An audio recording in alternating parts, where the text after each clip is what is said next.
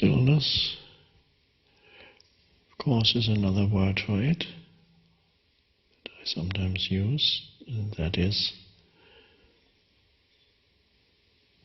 also somewhat negative, because stillness for most people implies just absence of noise. But of course stillness has presence in it. Stillness is another word for presence.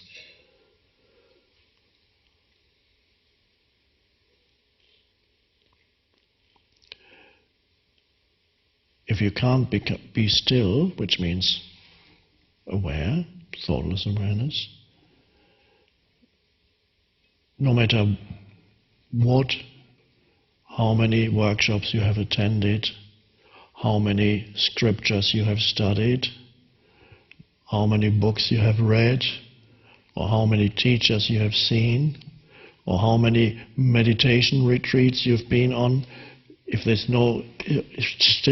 stillness is not there in your daily life at all, or only confined to when you do a formal meditation practice, then really the spiritual dimension is still not there in your life, no matter how much you talk about it. And there are people who have studied many scriptures, extremely knowledgeable, can quote any spiritual teacher that lived, or philosopher that lived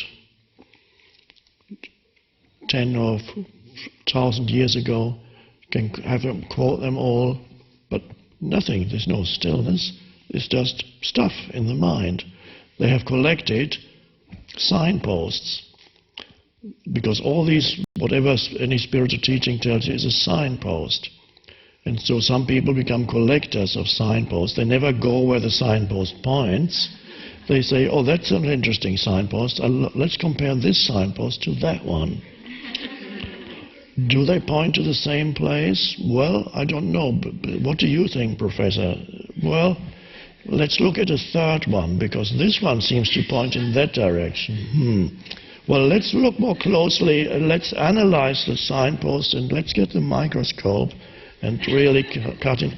Okay, I think I'm going to write a book about that.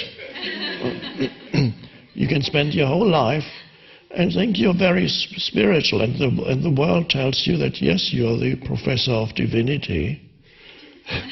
That's what it's called. You get a PhD in divinity. Wow. Or you are the Pandit in India, with the long beard and your mind is full of knowledge.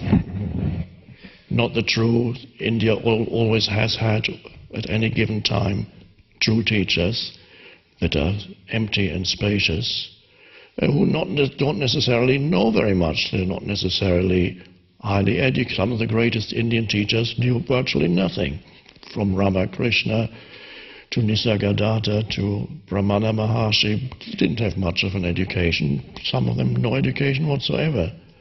Brahmana Maharshi never attended school beyond the age of 16. Nisargadatta was a seller of cigarettes. He had a little stall selling cigarettes. Hadn't read many books. And yet, there was the true. It came through them. And then there were all the great scholars with accumulated knowledge, and they thought of themselves as spiritual. So as long as your mind is full of stuff only, without any space in between the stuff, there's nothing spiritual there. The spiritual dimension is absent. You don't know it. Of course it's there somewhere, but it's obscured if you don't know it. A famous scholar visited Krishnamurti in India, and this famous scholar started talking to him in Sanskrit. And Krishnamurti said, I'm sorry, I don't understand what you're saying. And he said, what, you don't know Sanskrit? You haven't studied Sanskrit? He was amazed that the famous Krishnamurti didn't speak Sanskrit.